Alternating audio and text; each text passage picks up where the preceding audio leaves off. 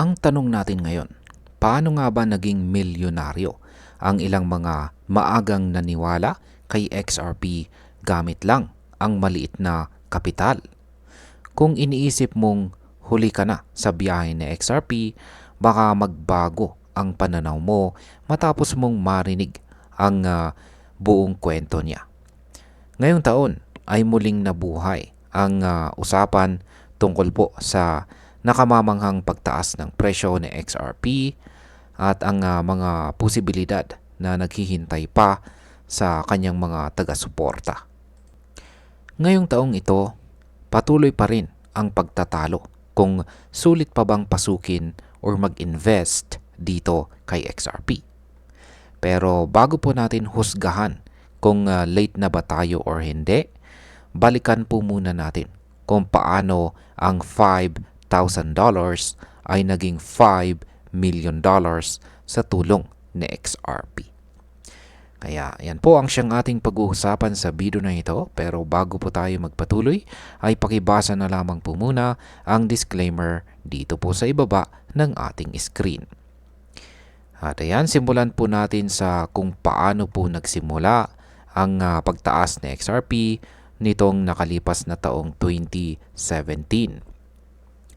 Nito pong buwan ng January taong 2017 ay nakikipag-agawan pa lang si XRP ng atensyon sa mga kapwa niya crypto tulad ni na Bitcoin at Ethereum.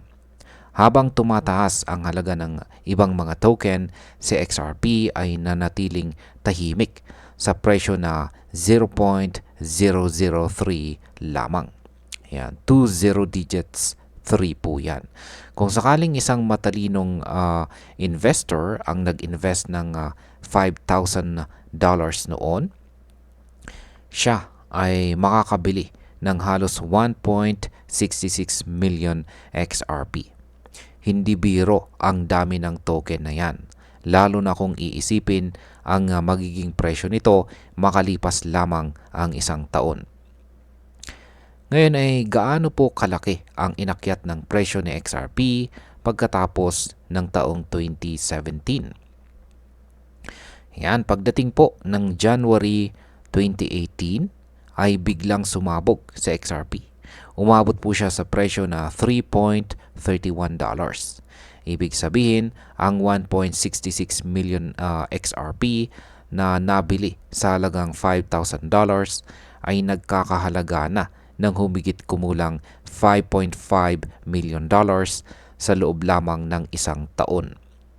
Sa panahong iyon ay naging totoo ang pangarap ng maraming crypto investors.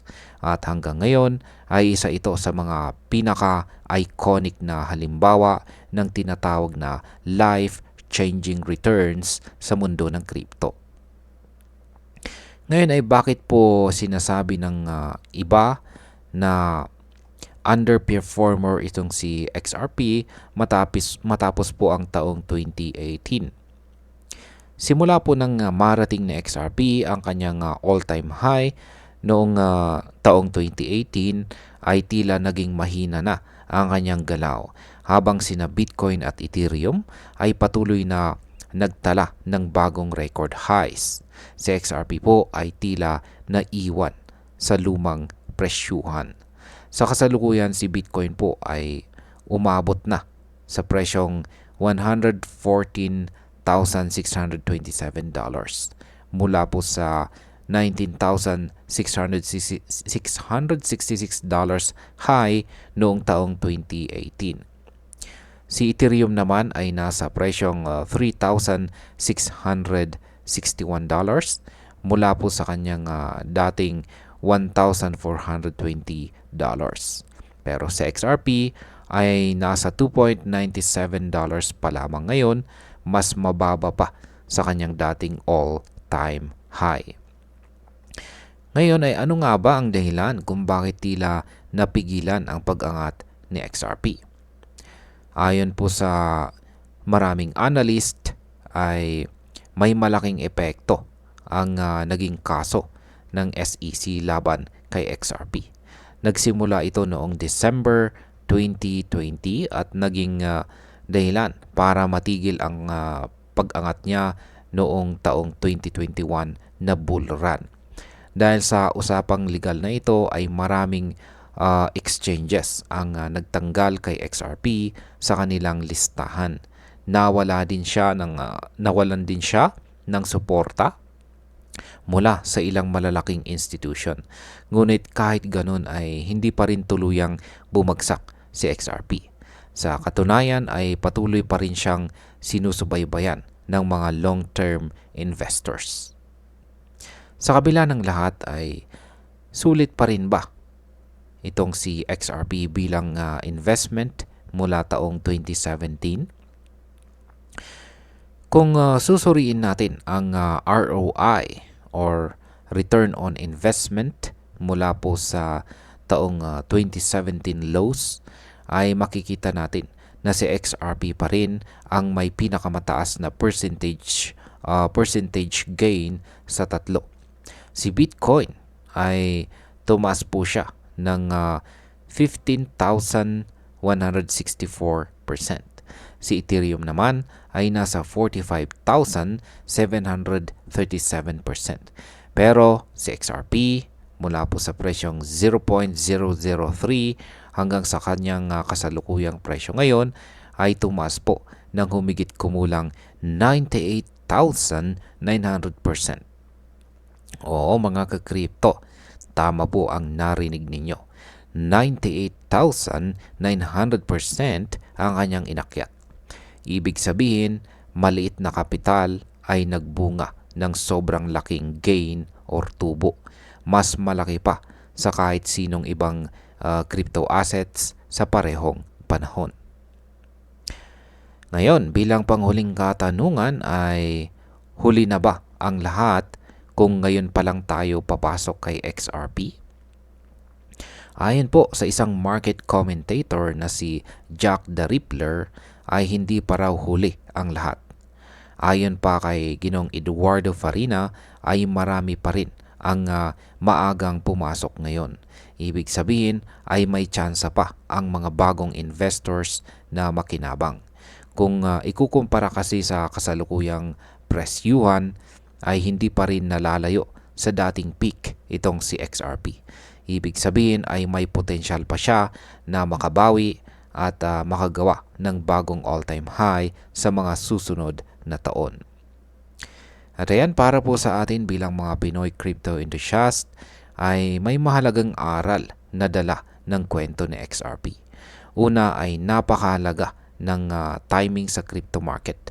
Hindi palaging pataas ang galaw ng isang token, kaya ang pagbili habang mura pa ay isang napakalaking advantage.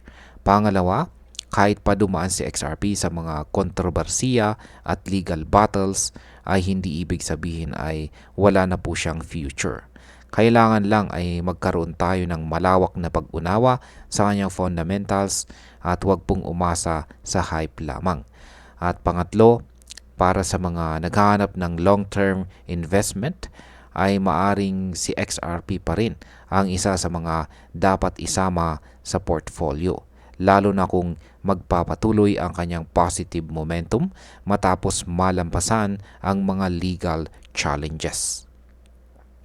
At bilang panghuli, para sa akin ay isa itong paalala na hindi lahat ng pagyaman sa crypto ay instant.